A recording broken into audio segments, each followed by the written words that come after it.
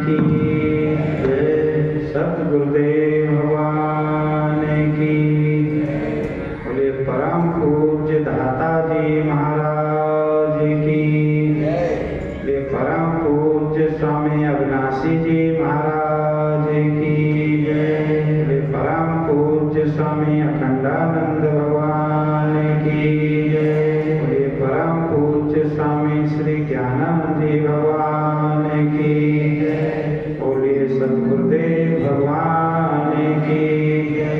बोलिए सभी संत महापुरुषों की।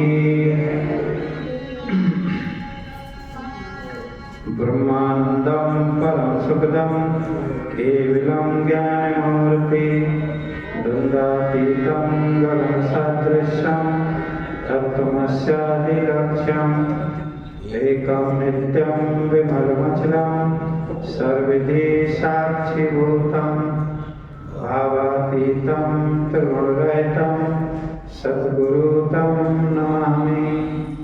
नित्यशुद्धं निराभासं निराकारं निरञ्जनं नित्यबोधं चिदानन्दं तस्मै श्री गुरुवे नमः। तस्मै श्री गुरुवे नमः। तस्मै श्री गुरुवे नमः। बोलिए सद्गुरु भगवान की जय। सत्य सनातन धर्म की जय। सत्य सनातन धर्म की जय। सत्य सनातन धर्म की जय। बोलिए सभी संत महापुरुषों की। तो मिनट का वतना श्रीमन्नारायण नारायण नारायण श्रीमन्नारायण नारायण नारायण श्रीमन्नारायण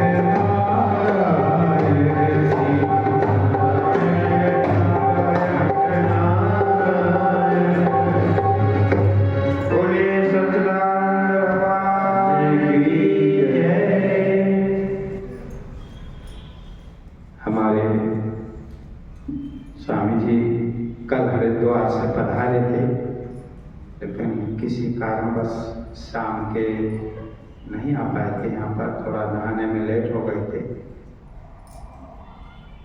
और ये भागवत कथा जब हो और किसी संतों का पदार्पण हो तो ये बहुत अच्छी बात है, क्योंकि जीवन में संत दरस सबसे दुर्लभ होता है।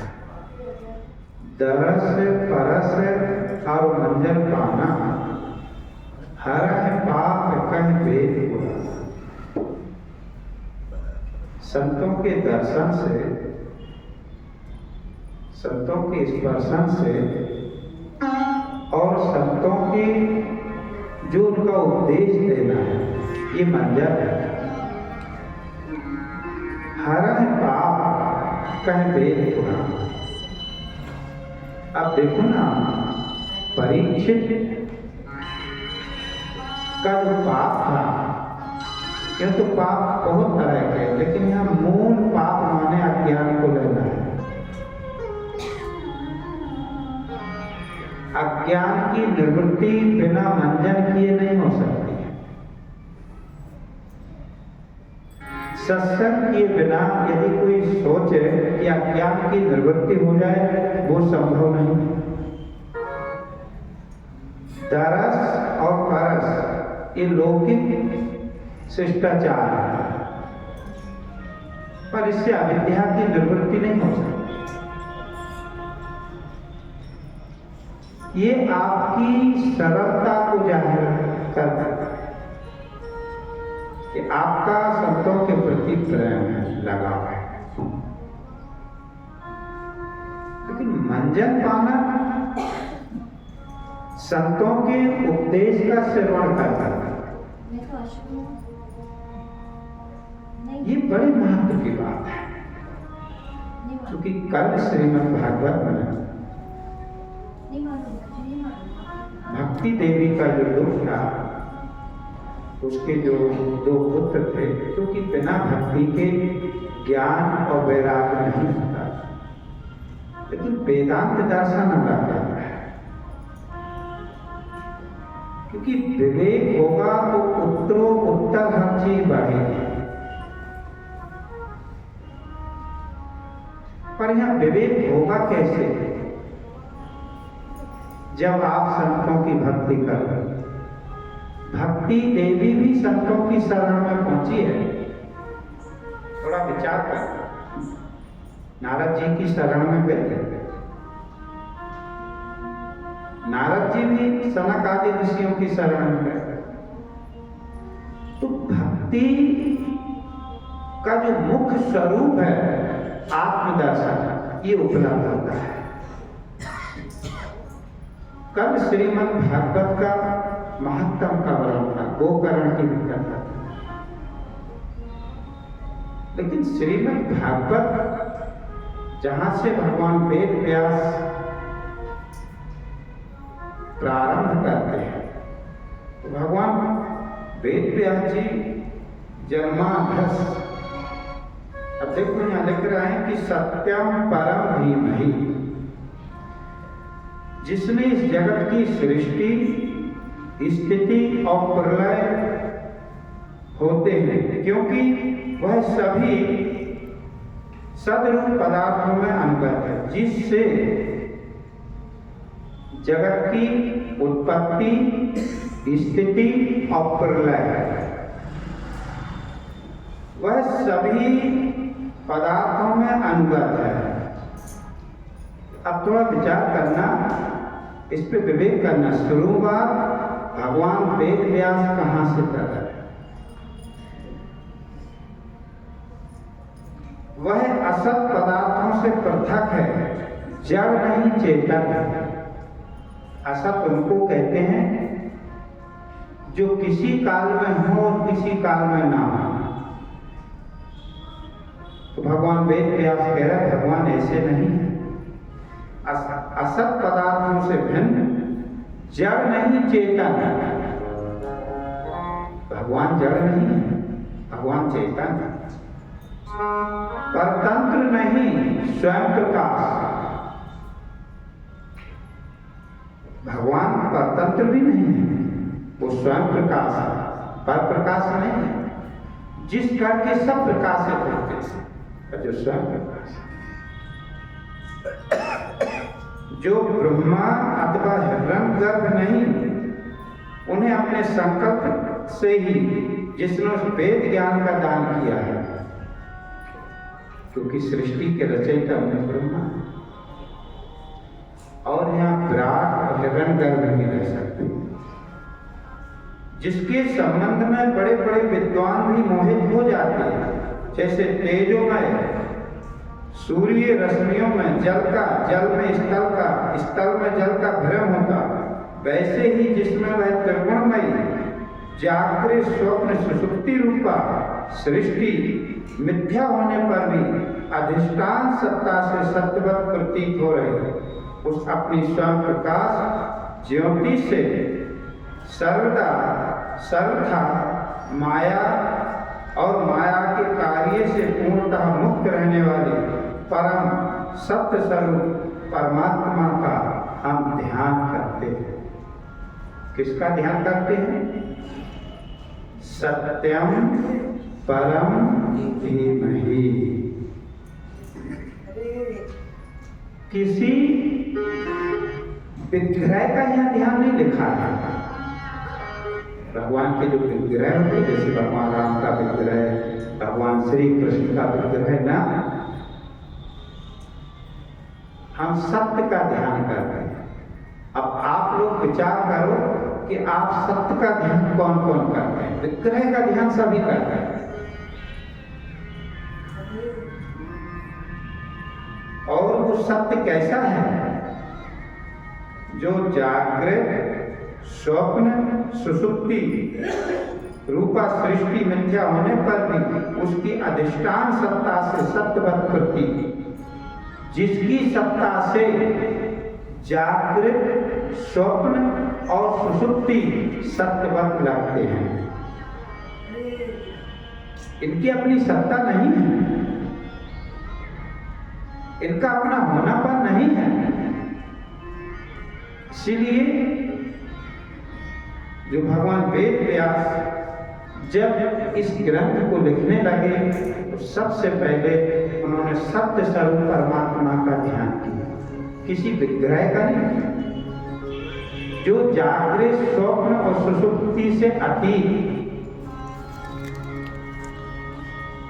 जो गुणों से अतीत, क्योंकि जगत तो त्रिगुणात्मक है, पर जो जगत से परे है, ऐसे परमात्मा का ध्यान करते हुए फिर भगवान वेद व्यास इस कथा को प्रारंभ करते हैं। कल भी आपको बताया था कि नैमिष क्षेत्र में 88,000 ऋषि यज्ञ करते थे।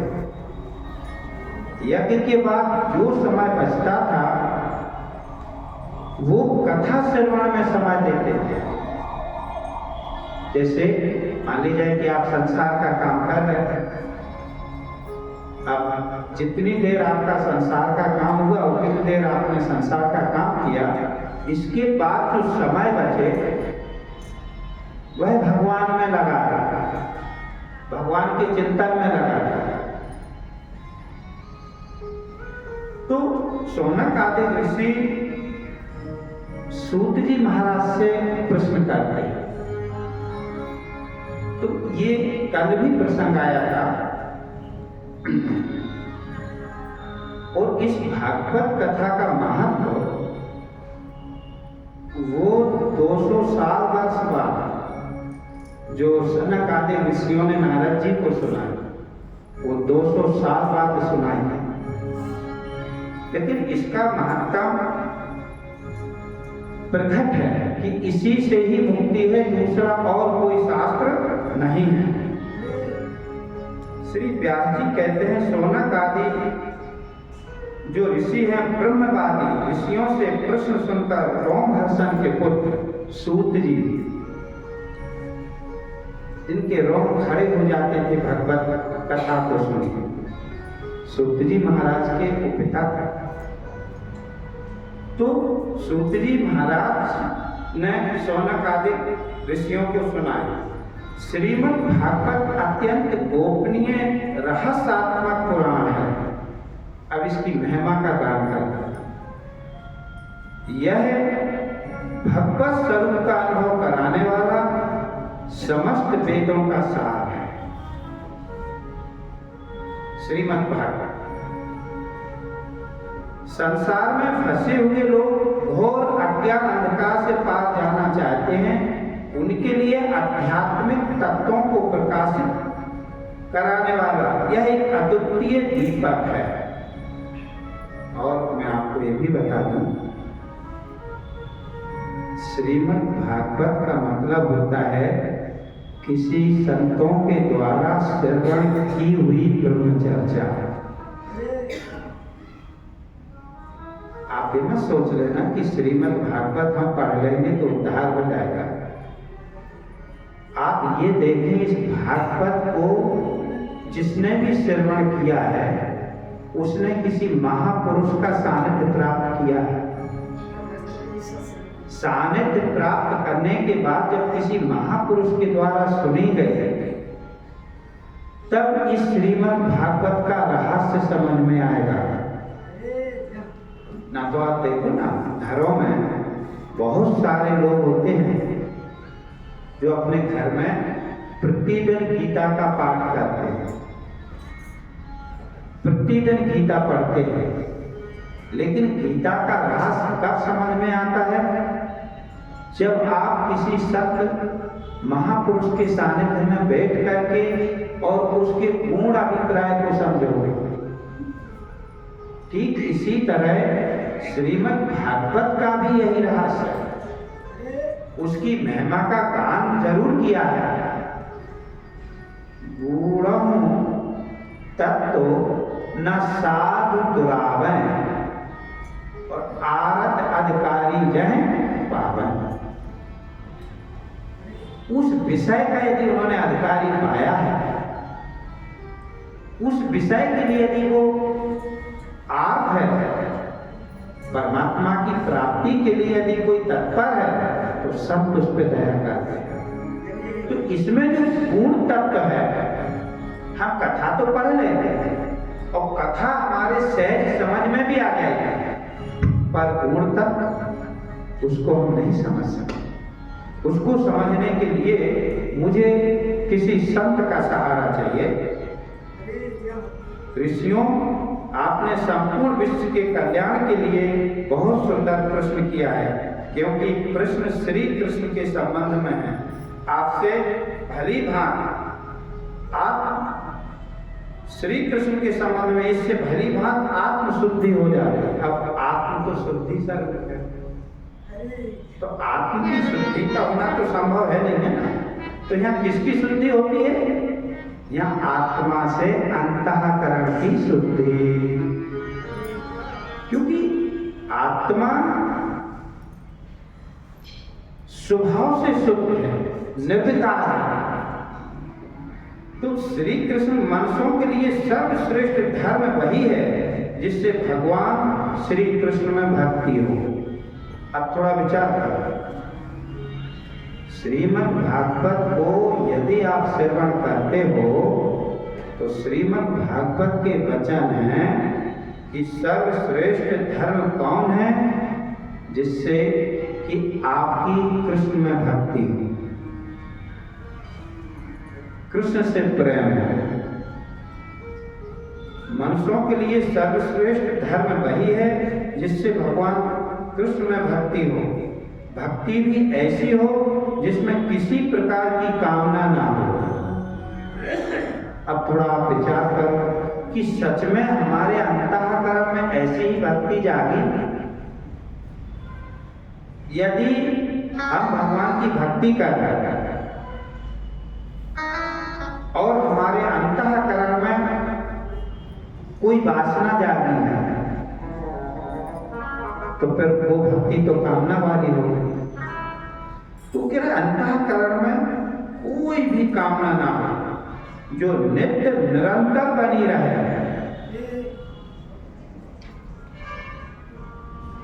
ऐसी भक्ति से हृदय आनंद स्वरूप परमात्मा की उपलब्धि करके कृतकृत्य हो जाता है।